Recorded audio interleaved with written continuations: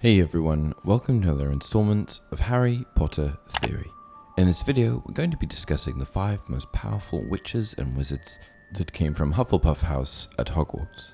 In 2 of my older videos, I showed you my top 5 lists for Gryffindor and Slytherin, and I've been seeing a lot of requests for Hufflepuff and Ravenclaw, so here we go. Hufflepuff is best introduced in the Sorting Hat's own words. You might belong in Hufflepuff, where they are just and loyal. Those patient Hufflepuffs are true and unafraid of toil. Each of the 4 houses are known for lots of different things, but usually there is one particular aspect that sticks out. Where Gryffindor is known for its brave alumni, and Slytherin is known for its cultivation of dark witches and wizards, Hufflepuff is known for producing the fewest number of dark witches and wizards. Hufflepuffs are hardworking, wholesome, trustworthy, loyal, and have an impeccably strong work ethic. But Hufflepuff gets a bit of a hard time from some, and is publicly criticized as being neither particularly exceptional or clever. But this is far from the truth, as Hufflepuff has produced some of the most impressive witches and wizards to date. Now, if you know Hogwarts history, which you should, then you will know that Hogwarts had 4 founders: Rowena Ravenclaw, Salazar Slytherin, Helga Hufflepuff, and Godric Gryffindor. The 4 founders enchanted a hat, the Sorting Hat, a hat that would allocate students to each of the houses. After the student places the hat on their head, it begins to analyze their mind and places them in a house based on how closely they resemble one of the 4 founders. If the hat senses great bravery, Gryffindor is a likely choice. Ravenclaw valued intelligence, Hufflepuff valued hard work, and Slytherin valued aspirations for power.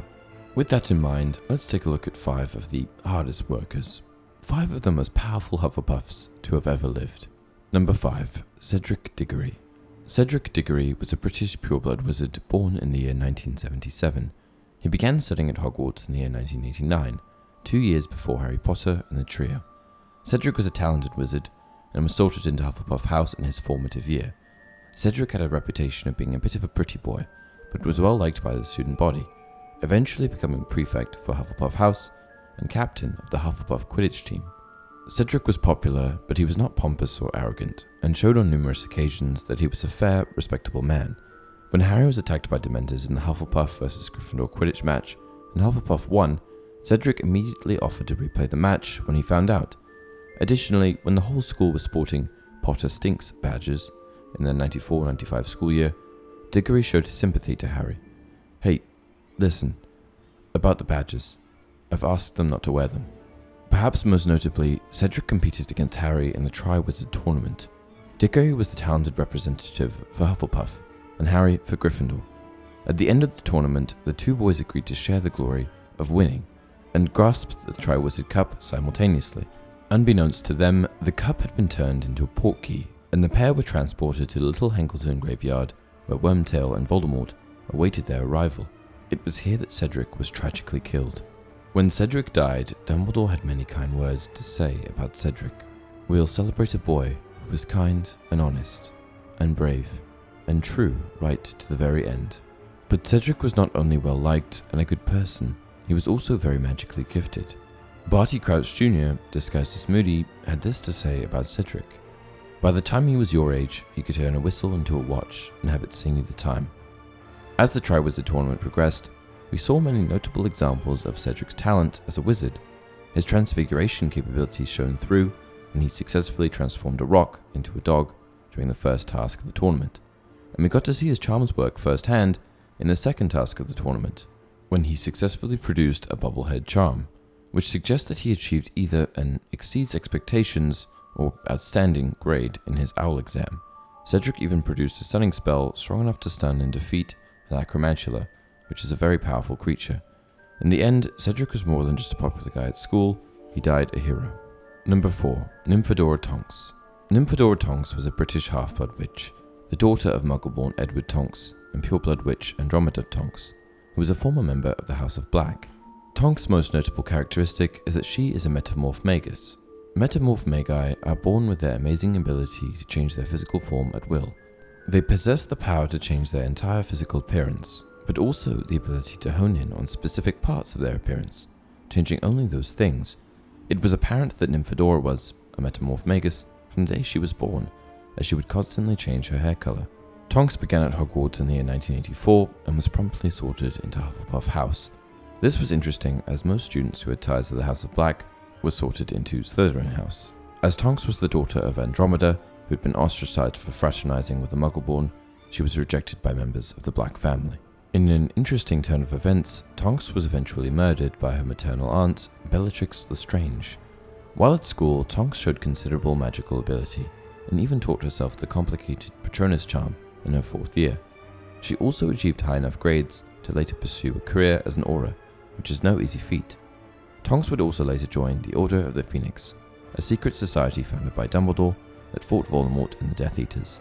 Over the years, she showcased exceptional capabilities in a multitude of magical disciplines, including defense against the dark arts, charms, transfiguration, flying, potions, and more.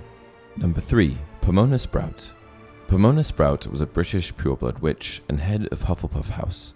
She presided as head of the house for many years, and exemplified the traits of Hufflepuff House: compassion, tolerance, and fairness. This is perfectly encapsulated in the following quote from Sprout. "I am sure Dumbledore would have wanted the school to remain open," said Professor Sprout. "I feel that if a single pupil wants to come, then the school ought to remain open for that pupil." Though Sprout is relatively unassuming as a powerful witch, she should certainly not be underestimated. Sprout was an expert at herbology and taught herbology during the day, but was also extremely versed in many other magical disciplines. Her skill at producing charms and love of herbology enabled her to produce all sorts of herbology-related charms, such as the fire-making charm and severing charm. Sprout could also notably produce a non-corporeal Patronus, an extremely difficult piece of magic that generally signifies a talented witch or wizard. Sprout also showcased her advanced dueling capabilities on numerous occasions, fighting off Death Eaters in the Battle of Hogwarts, and even helping McGonagall and Flitwick to chase Snape out of Hogwarts.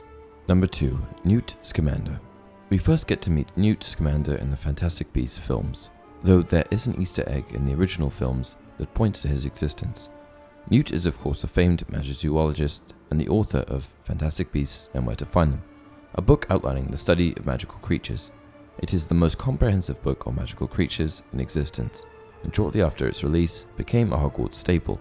Newt's masterpiece had been an approved textbook at Hogwarts School of Witchcraft and Wizardry ever since its publication, and must take a substantial amount of credit for our students' consistently high results in care of magical creatures examinations. Newt of course amassed his level of knowledge by travelling across the world. "I have visited lairs, burrows, and nests across 5 continents, observed the curious habits of magical beasts in 100 countries, witnessed their powers, gained their trust, and, on occasion, beaten them off with my travelling kettle." Newt began attending Hogwarts in the year 1908 and was sorted into Hufflepuff House on the 1st of September. However, his time at the school was relatively short-lived, as he was expelled in 1913. In the year that Newt was expelled, his love interest Leta Lestrange had been experimenting with the Jarvie, a magical beast resembling an overgrown ferret. Her experiment put the lives of other students in jeopardy, and Newt ended up taking the blame for Leta's actions, securing an expulsion for himself. Newt's professor at the time, Albus Dumbledore, argued on his behalf, but ultimately did not hold enough power to keep Newt at the school. Despite never completing his formal education, Newt would go on to achieve some incredible things, and was partly responsible for the eventual downfall of Gellert Grindelwald. In addition to his knowledge in the care of magical creatures, which is a bit of a given, Newt also exhibited extreme talent in other areas of magic. Though he was not necessarily highly praised for his abilities, or outwardly confident, while at school Newt became the favourite student of Professor Albus Dumbledore, who was continually impressed with Newt and his magical capabilities. This is nothing to scoff at coming from Albus Dumbledore, who is arguably the most powerful wizard to have ever lived.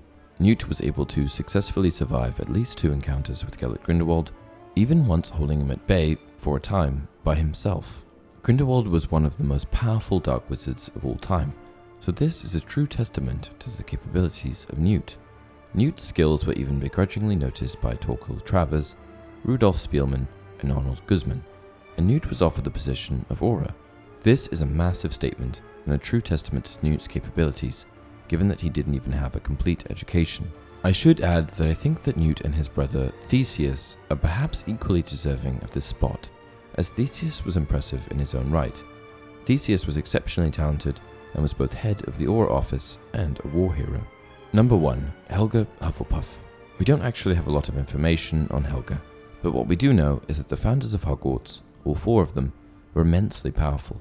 The Hogwarts founders are widely thought to have possessed power that was entirely incomparable to most modern-day witches and wizards. Unlike the other founders, Hufflepuff didn't have much of an elitist mentality, and just wanted students to be educated, regardless of where they were sorted. She wasn't competitive. I'll teach the lot and treat them just the same. She was a round, plump woman with brown and blue eyes. She would often sport a smile and frequently donned a brown or yellow dress. While we don't know much about Helga and her feats of magical ability, we do know that she was exceptionally gifted at charms.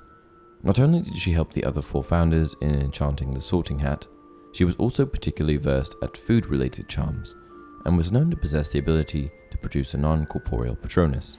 Even though there is a lack of information out there on Helga, it's hard to not give her this spot, given that the 4 founders are widely speculated to have possessed power uncomparable to most modern-day witches and wizards.